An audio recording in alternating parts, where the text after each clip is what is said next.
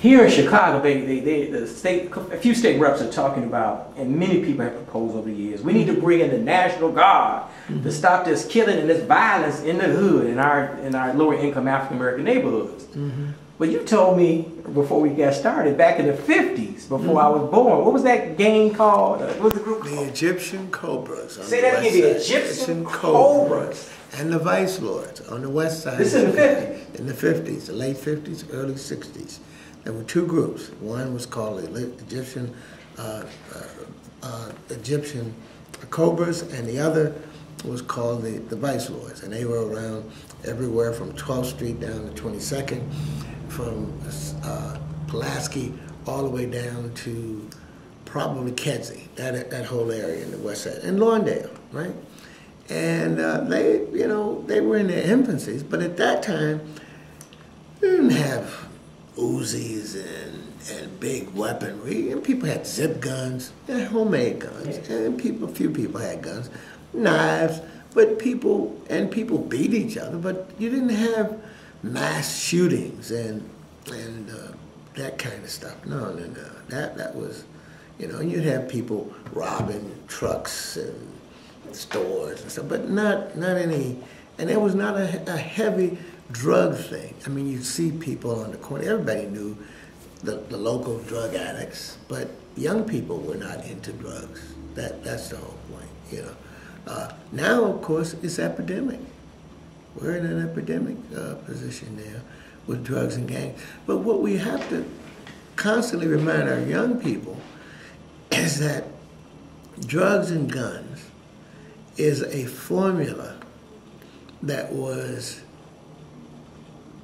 concocted by the European settlers in this country right after Columbus landed. And that is, it has worked for the last 500 years.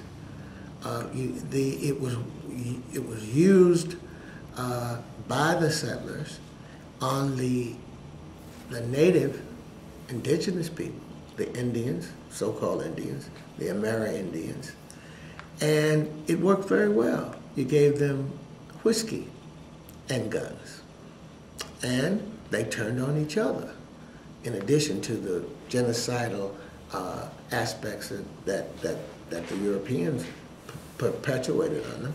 And then, of course, it worked, and of course they were annihilated, committed genocide.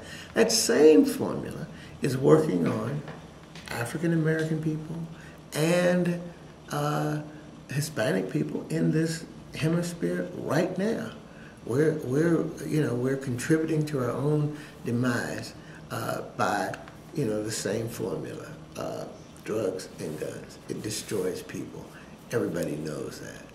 And it's continuing to work. But this genocide that morphs into fratricide is evident to you and I, especially you. You're a professor. And also some of our smart people, some of our elite. But what are the preachers, the politicians, as I love to say, the neighborhood potentates? Why don't they? How do we don't make a mass effort to try to help these young people? These young, and I'm sorry when people get mad at me, they say, Mark, you're trying to impose your bougie middle class values on the underclass. And I've been saying this for years. And I say, yes, I am. Because we have a values problem. Well, we do have a values problem, but I think the values problem grows out of our neglect in transferring or translating the world to our young people. Many of us who came through the civil rights movement found it so painful, just as our parents and grandparents found the pre-civil rights movement and the slavery movement and the Reconstruction movement so painful, until many of them didn't discuss it in detail to us, right? So we felt, many of us refused to really sit down and explain it to our children because it was so painful to us.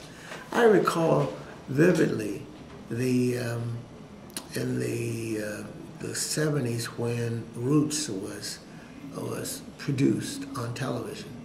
And the book came out, and people flocked to the bookstores, bought the books, and sat fixed for those nights on television when it was produced. And even though it was fictional and they screwed it up, but at any rate, many elderly African American people just broke down and cried. I mean, it brought back so many memories to them until they just couldn't deal with it. It was so painful. And then they open up, and you began to see family reunions, for instance, just began to proliferate across the African American community. And then elderly people finally had the breakthrough and began to tell their young people about their travail in the American South, in the American North, on jobs, in the steel mills, in the stockyards in Chicago, how they were beaten and going through white communities like Bridgeport, going to the stockyards and having to fight their way out.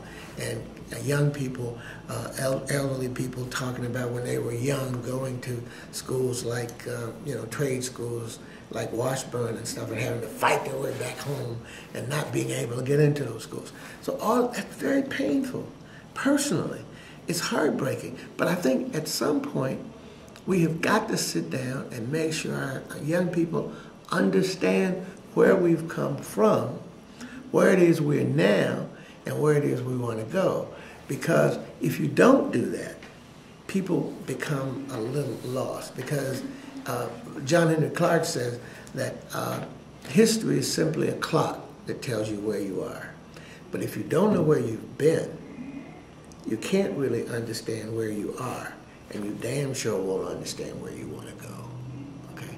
And I think that's the real problem, is that we've got to sit down and let our children know that, again, we were brought here against our will. There's no guarantee that we won't be driven out of here against our will. And that if we don't somehow get ourselves together and be able then to unite with our brethren on the African continent, we're lost.